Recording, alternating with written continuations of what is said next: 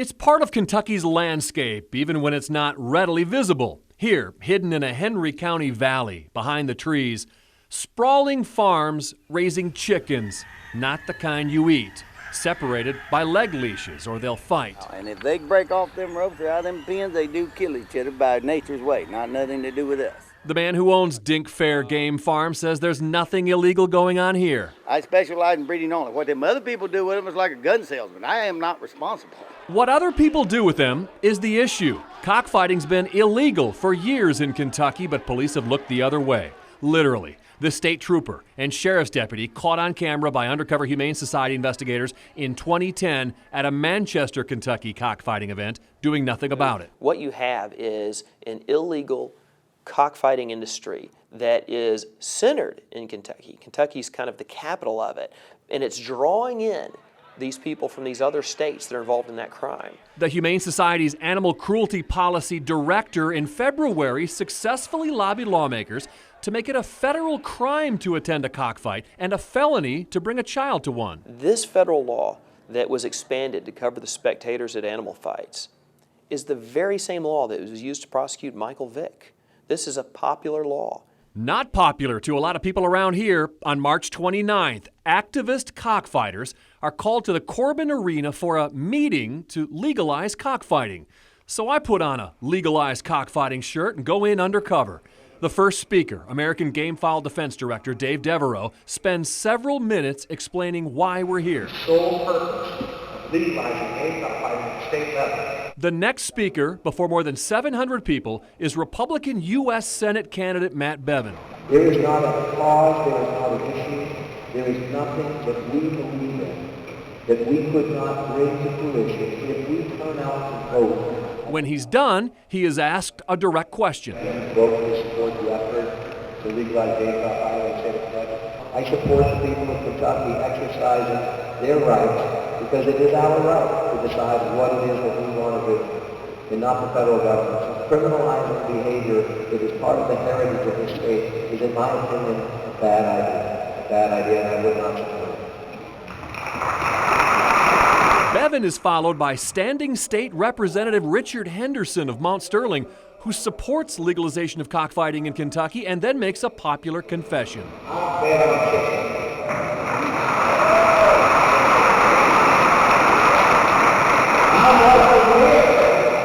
I'll bet more on chicken.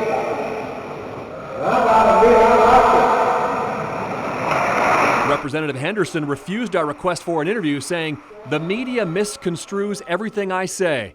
We caught up with Bevin at a Louisville campaign stop. He says he didn't know it was a cockfighting rally. I don't personally support cockfighting. I've never been to a cockfight in my life. If you were there, you can tell. I mean, there wasn't any, when I was speaking, were you there when I spoke?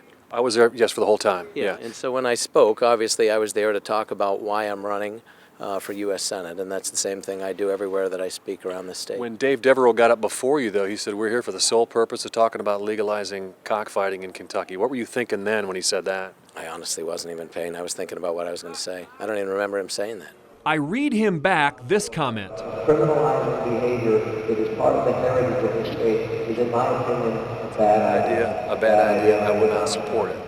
You stand behind that? No, what I stand behind is people's ability to exercise their First Amendment rights to speak about whatever they want to speak about.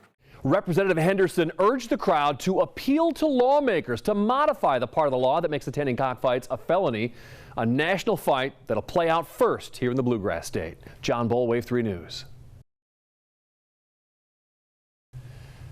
Famous people come to Louisville for the Kentucky Derby. Then they leave.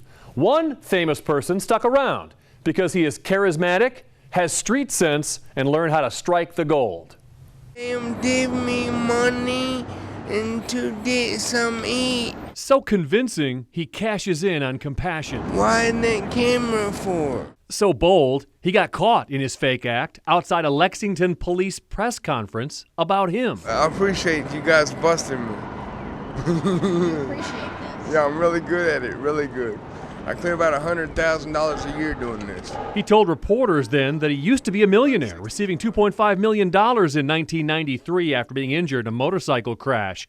but he's not mentally handicapped. My bead boy. I'm just playing. I got to go, y'all. I got to make some money. Gary Thompson has been jailed and chased all over Kentucky, last seen in Cincinnati. Whenever I ask you for money, I won't act mental. Guess where I spotted him now? Downtown Louisville, aggressively panhandling at store entrances like McDonald's and Thornton's, or waving down people on Broadway.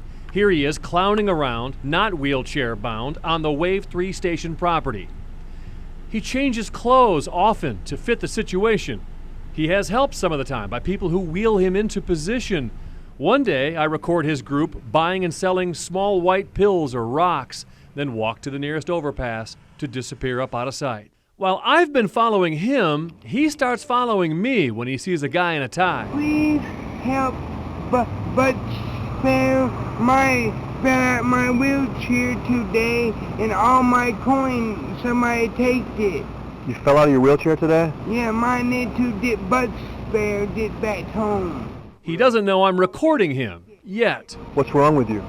Mine was hit by a truck when 9-year-old, but I no hurt that bad, just a little bit. Left side hemipreset. What is your name?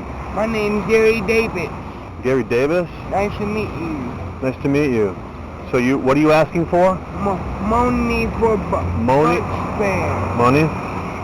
When I pause and pull out a more obvious camera, things change. You're really Gary Thompson. No. Yeah. My name is John Boel with Wave. Been watching you. You're the guy. You're the bogus beggar guy that makes $100,000 a year, right? No. Yeah, you are. You got a degree in speech pathology. No. And you're able to change your voice. I've seen all the stories on you. That's a lie. That's a lie. No, I noticed your speech got a little bit better just now. Not a lie. That's a lie? I don't want to be on camera. I never asked him nothing. I'm going to Churchill Down. Gary, I know what your deal is now. Let's just be real here, okay? I'm not doing no deal. Leave me off camera. I don't want to be on it.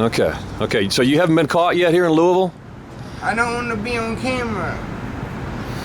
I don't do nothing wrong. Is it true that you burned through $2.5 million in a motorcycle crash lawsuit? Not burn. Don't want to be on camera. I break it. I will break You it. can't. I thought you couldn't get out of your... I can walk a little bit. I know you can walk. I got video of you walking. I know. Little bit. Gary, don't you feel bad doing this, faking it like this when there are real people out here? I'm not faking nothing. A wink and a smile from him after I turn off both cameras. That confrontation and his panhandling all went on right in front of a police officer.